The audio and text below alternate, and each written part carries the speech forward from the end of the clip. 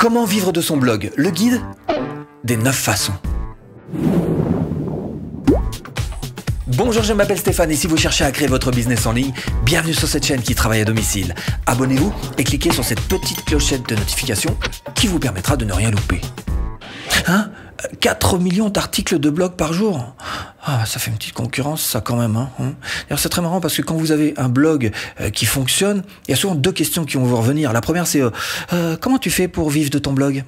Et puis, la deuxième, c'est combien tu gagnes avec ton blog?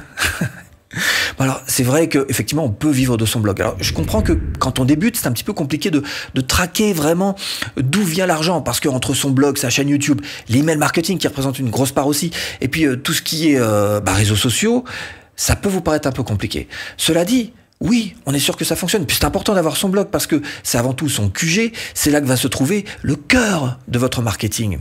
Alors, vivre de son blog, oui, on va voir ensemble d'ailleurs comment, à la fin de cette vidéo, avec un guide sur les 9 façons de le faire. Vivre de son blog, oui, tout à fait, mais cela dit, malgré tout, pour tous ceux qui disent « Non, blog, non, moi pas blog », bah si, ça fonctionne toujours les blogs. La preuve, c'est qu'il y en a quand même encore pas mal sur Internet.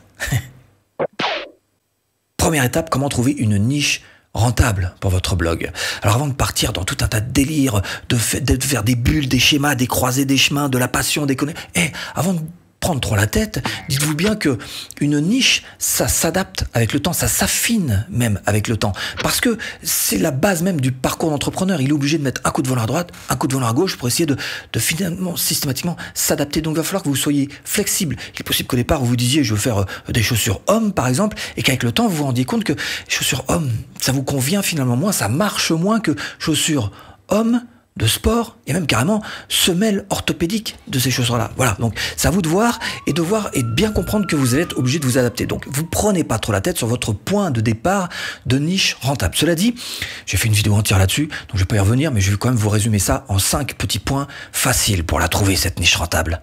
1. Pour votre blog, il vous faut d'abord un sujet plaisant. Vous allez passer du temps sur votre blog, vous allez travailler dessus, donc il faut penser très égoïstement à vous-même et vous dire, faut que ce soit quand même quelque chose qui me plaise. 2, il vous faut un sujet que vous connaissiez parce que plus vous allez connaître votre sujet, moins vous allez passer de temps sur ce sujet. Donc ça, c'est de l'acquis pour vous et du temps, vous en aurez peut-être besoin pour d'autres choses qui sont encore plus importantes que simplement écrire des articles de blog, comme vendre par exemple. 3, il vous faut une niche large, mais surtout qui achète. Par exemple, si vous vous lancez sur la niche des carambars, il est possible que vous ayez plein de gens qui viennent vous acheter vos carambars, mais ça se vend pas cher les carambars. Donc il va falloir en vendre un paquet pour pouvoir vivre de votre blog. Par contre, si vous vendez des montres en or, il vous faudra un petit peu moins de trafic, donc de visiteurs. Et là, ça vous sera peut-être un petit peu plus facile, au moins dans la recherche de visiteurs, la recherche de trafic. Et on sait que le trafic, c'est quand même l'un des nerfs de la guerre quand on lance son blog. 4. La quantité de concurrents n'est absolument pas pour vous un critère de choix. Au contraire, s'il y a concurrence, c'est que la niche, elle fonctionne. Par contre, la qualité de votre clientèle, elle, a de l'importance. Effectivement, si vous visez, dans votre offre des demandeurs d'emploi, ce sera peut-être plus difficile pour vous que de viser des adultes CSP+. 5, ce que je peux vous recommander pour commencer peut-être, c'est d'essayer d'être le plus pointu possible sur votre niche. Ce sera peut-être plus facile pour vous d'être un expert et donc de créer une connexion. Par exemple, encore une fois, si vous cherchez à vendre des chaussures de femmes, spécialisez-vous dans les lacets fluorescents de chaussures de femmes. Et après, vous pourrez élargir petit à petit votre domaine d'expertise. Deuxième étape, comment devenir un bon blogueur. Alors, si vous avez besoin d'argent gagné tout de suite, eh bien, je vous le dis, ne faites pas de blog. Ah non. Aller chercher du boulot. Parce qu'en fait, un blog, il y a une certaine inertie. Effectivement, il y a un petit peu de latence entre le moment où vous allez sortir suffisamment d'articles pour qu'ils soient un petit peu reconnus.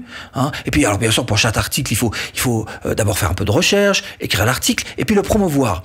Et ensuite, seulement, votre blog va commencer à émerger et vous rapporter effectivement de l'argent. Et c'est là que ça devient vraiment intéressant parce que, on va pas se mentir, ça représente un peu d'argent quand même.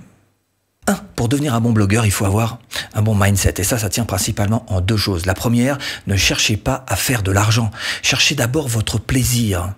C'est important parce que c'est ça qui va vous donner de bons résultats. Vous allez donner de belles choses, de bonnes choses et vous-même, vous serez hyper motivé et vous allez pouvoir faire perdurer ça sur le temps. Et la deuxième chose, c'est de vous former. Qui a la prétention ici de pouvoir créer un blog WordPress, d'être capable de capturer des adresses email, d'être capable de faire un tunnel de vente, d'être capable de faire des ventes sans jamais se former? Pas vous quand même. 2. La qualité de vos articles est l'un des 3 éléments les plus importants de votre réussite. Ça veut dire qu'il faut que vous sachiez exactement quel est le contenu le plus populaire sur votre niche. Il faut aussi que vous sachiez écrire vos articles, bien évidemment, les promouvoir aussi. Et quand on parle de promotion, ça veut dire attirer du trafic dessus. Et là, je suis en train de vous parler d'optimisation SEO. 3. Précisément, le trafic. Il va falloir savoir attirer du trafic.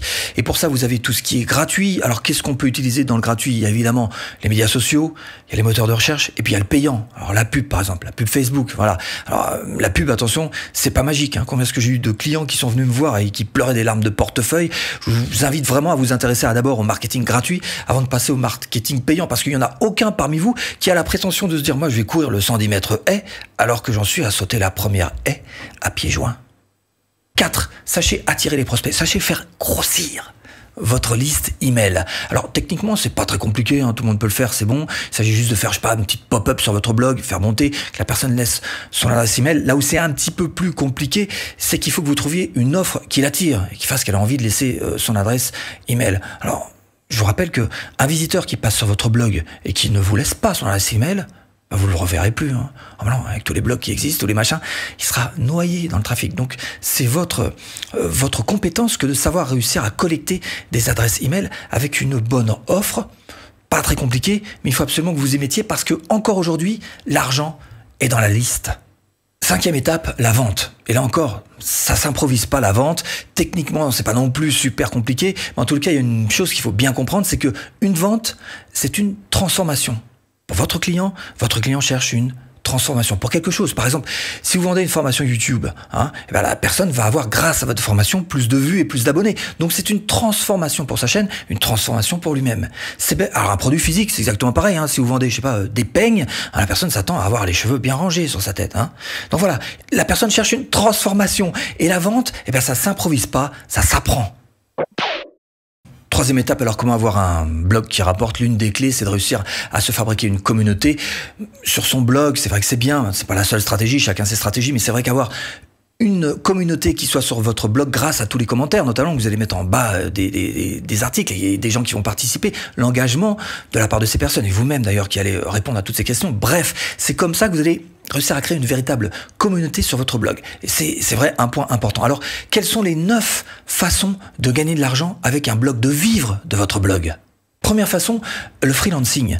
Et si vous faites du freelancing sur votre blog, sachez-le, tout est absolument automatisable de A à Z. C'est-à-dire que vous pouvez très bien mettre en place des calendriers et que ce soit vos visiteurs qui remplissent les blancs à votre place et comme ça vous saurez exactement quand avoir des rendez-vous. Freelancing, c'est une des choses les plus faciles à mettre en place et tout automatisable encore une fois sur votre blog. Évidemment, il faut quand même avoir en amont, et ça va vous aider, mis en place quelques articles qui seront là pour générer du trafic. Mais le freelancing, c'est une très bonne chose pour commencer sur Internet. 2. Vous pouvez vendre des produits numériques. Formation, e-book, photos, vidéos, musique, applications, plugins. Idéal parce que grâce à votre blog, vous allez avoir le retour de vos lecteurs. Et là, vous saurez exactement quoi créer. Et vous pourrez vendre en une fois, vendre en 5 mensualités, vendre en membership, mais vendre. 3. Vous pouvez vendre des produits physiques. Alors, un site vitrine, oui, si vous voulez, mais ce que vous pouvez faire aussi sur votre site vitrine, c'est mettre une partie blog.